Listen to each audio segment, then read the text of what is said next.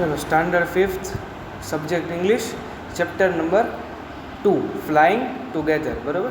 Unit 2 છે। Unit 2માં એક poem છે ટીમ વર્ક, એ આપણે જોઈ ગયા। હવે આપણે શું જોઈશું? ચેપ્ટર બરાબર, ફ્લાઇંગ ટુગેધર। ચલો, deep in a forest stood a very tall tree. Its leafy branches spread out like strong arms. This tree was at the home of a flock of wild geese. They felt safe there. One of the geese was a very wise old bird. બરાબર, એક ફોરેસ્ટમાં બરાબર મોટા મોટા ઝાડવાઓ હતા, ત્યાં કોણ રહેતું હતું? ઝાડવા ઉપર ગીઝ રહેતા હતા બરાબર। ગીઝ એટલે કાઇન્ડ ઓફ બર્ડ બરાબર, એક પક્ષી છે ગીઝ।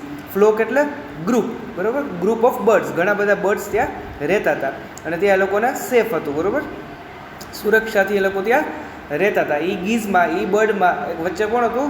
ઓલ્ડ વાઇઝ બર્ડ બરાબર, એમાં એક બહુ જ બુદ્ધિશાળી બર્ડ હતું જે ઓલ્ડ હતું બરાબર। He noticed a small creeper at the foot of the tree. He spoke to the other birds about it. Do you see that creeper? He said to them. Let us destroy it. Why must we destroy it? Asked the geese in surprise. It is so small. What harm can it do? My friends, replied the wise old bird. That little creeper will soon grow. All it creeps up this tree, it will become thick and strong. જે old wise bird હતું બરાબર, જે bird હતું જે મોટી ઉંમરનું હતું અને બુદ્ધિશાળી હતું, શું કહેતું હતું કે આપણે બર્ડ, આપણે ઝાડ જે છે એની નીચે ક્રીપર થઈ ગયા છે બરાબર, મોટા મોટા ક્રીપર, આ જે ગ્રીન કલરના જે તમને દેખાય છે બરાબર, એ શું છે? ક્રીપર્સ। એ ક્રીપર્સ થઈ ગયા છે, તો આપણે એને શું કરવું જોઈએ? જલ્દીથી આપણે એને કાપી નાખવા જોઈએ। એ પહેલાં કે જે થીક થઈ જાય, થીક એટલે જાડા થઈ જાય અને એકદમ શક્તિશાળી થઈ જાય, એ પહેલાં આપણે એ ક્રીપરને શું કરવું જોઈએ? કાપી નાખવા જોઈએ બરાબર। તો એના ફ્રેન્ડ્સે શું કીધું ઓલ્ડ વાઇઝ બર્ડને કે એ ક્રીપરને આપણે શું કામ એને કાપવું જોઈએ બરાબર, એનું રીઝન શું? આપણે એને શું કામ એને કાપવું જોઈએ?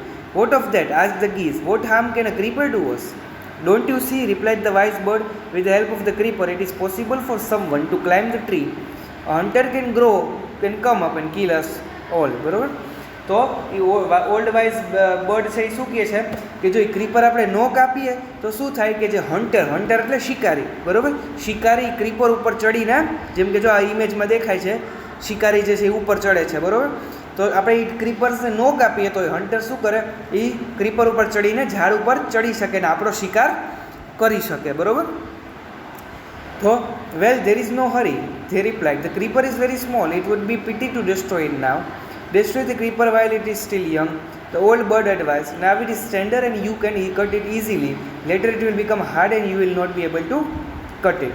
બરાબર, તેમાંથી જે બીજું બર્ડ છે એ શું બોલે છે કે અત્યારે તો ક્રીપર હજી નાનું છે બરાબર, નાનું છે અને થીન છે, થીન એટલે પાતળું છે બરાબર, આપણે એને ગમે ત્યારે આરામથી કાપી શકીએ। તો એ બર્ડે શું કર્યું કે આ જે વાઇઝ ઓલ્ડ બર્ડ છે એની વાત ઉડાડી દીધી બરાબર, કે અત્યારે આપણે કાંઈ ક્રીપર કાપવાની જરૂર નથી, આપણે એને આગળ ઉપર જ્યારે એ નડવા મળશે ત્યારે આપણે એને કાપી નાખશું બરાબર।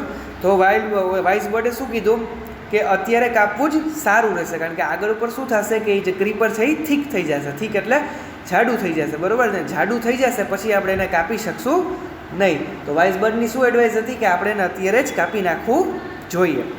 We'll see, answered the birds, but they did not destroy the creeper. They forget the wise old bird's advice. As the creeper grew, it began winding its way up the tree. Stronger and stronger it became, until it was strong as thick rock. બરાબર, શું થયું? આ birthday છે એની વાત ઉડાડી દીધી બરાબર, એની advice એમને ઉડાડી દીધી। પછી જેમ જેમ સમય ગયો એમ શું થયું કે જે ક્રીપર છે બરાબર, ક્રીપર એકદમ સ્ટ્રોંગ થવા માંડ્યું, એકદમ જાડું થવા માંડ્યું, ઠીક એટલે જાડું થવા માંડ્યું અને એકદમ સ્ટ્રોંગ થવા માંડ્યું બરાબર, અને આખા જે ઝાડ છે એમાં વીંટળાઈ ગયું બરાબર, પછી એને કાપવું શક્ય નહોતું બરાબર। જેમ જેમ ટાઈમ પસાર થયો એમ ક્રીપર શું થવા માંડ્યું? સ્ટ્રોંગ થવા માંડ્યું અને એક રોપ એટલે દોરી ન હોય જાડી દોરી એના જેવું થવા માંડ્યું અને આખા ઝાડમાં વીંટળાઈ ગયું। So this is where the wild geese live, he said to himself, when they come in the evening I shall catch them બરાબર। The hunter climbed up the tree with the help of the creeper. He got up the top and spread his net there. Then he climbed down and went away.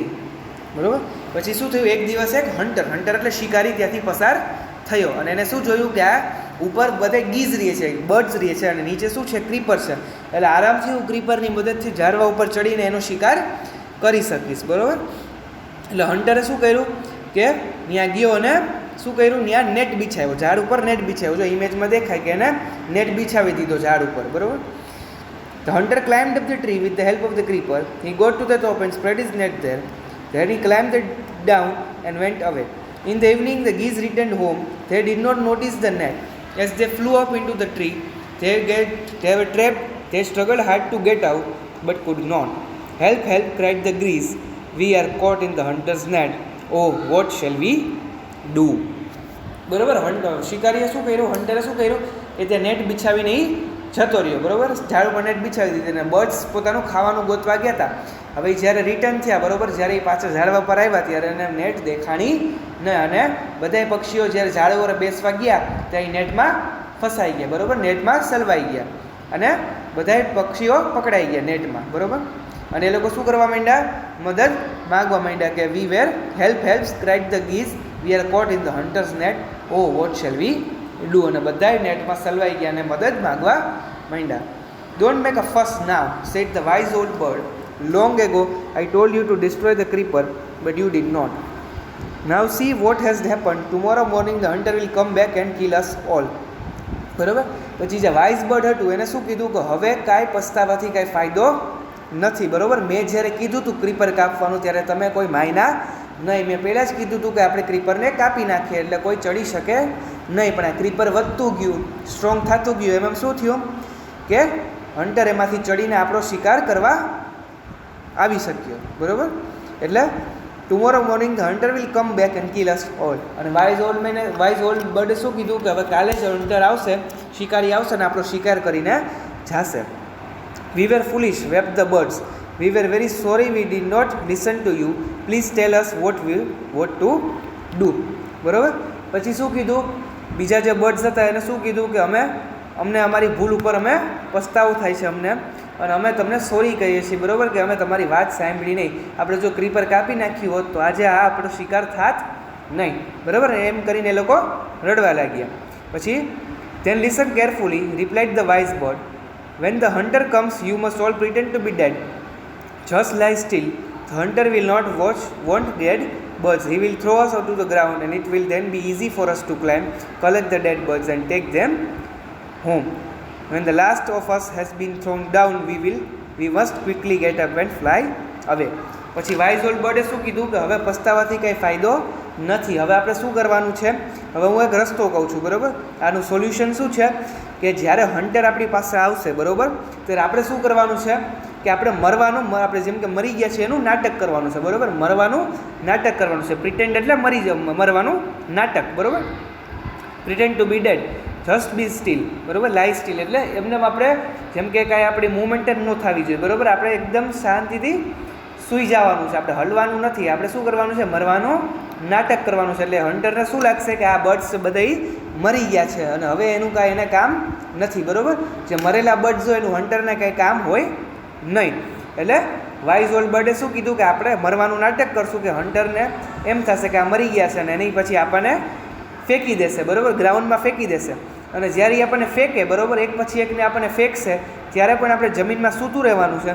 અને જ્યારે છેલ્લું બડી ફેંકે, બરાબર, છેલ્લું બડી ફેંકે ત્યારે આપણે બધા એક હારે જ ઉડી જવાનું છે, બરાબર. એટલે હન્ટરને આપણે ચકમો દેવાનું છે. When the last of us has been thrown down, we must quickly get up and fly, બરાબર. જ્યારે છેલ્લું પક્ષી ફેંકે ગ્રાઉન્ડમાં ત્યારે આપણે બધા એકસાથે ઉડીને ભાગી જવાનું છે. In the morning the hunter came to the tree and climbed up. He looked at the geese in the net. They were all dead. He muttered to himself. He threw them out of the net one by one. The birds lay still until the last one had been thrown down. Then all at once they got up, flapped their wings and flew away. બરાબર. જ્યારે hunter સવારે મોર્નિંગમાં પાછો આવે છે, બરાબર, બીજી સવારે આવે છે અને જોવે છે કે આ બધા બર્ડ્સો મરી ગયા છે, બરાબર, બધા બર્ડ્સ મરી ગયા છે, તો એ શું કરે છે કે આ બધા તો મરી ગયા છે તો હવે મારે આનું કંઈ કામ નથી. ને એક પછી એક ક્યાં ફેંકે છે, ગ્રાઉન્ડમાં ફેંકી દે છે, બરાબર. એક પછી એક ગ્રાઉન્ડમાં ફેંકી દે છે અને બધા બર્ડ શું છે એકદમ મરવાનું નાટક કરે છે અને સ્ટીલ ગ્રાઉન્ડમાં સૂઈ જાય છે. સ્ટીલ એટલે એકદમ સ્થિર થઈને સૂઈ જાય છે. અને છેલ્લું પક્ષી જ્યારે એ ફેંકે છે ત્યારે બધા બર્ડ્સ એક હારે ઉડી જાય છે, બરાબર. આ ઇમેજમાં દેખાડે છે કે બધા બર્ડ્સ ઉડે છે. The hunter was taken up by surprise. From the top of the tree he watched all the geese fly away.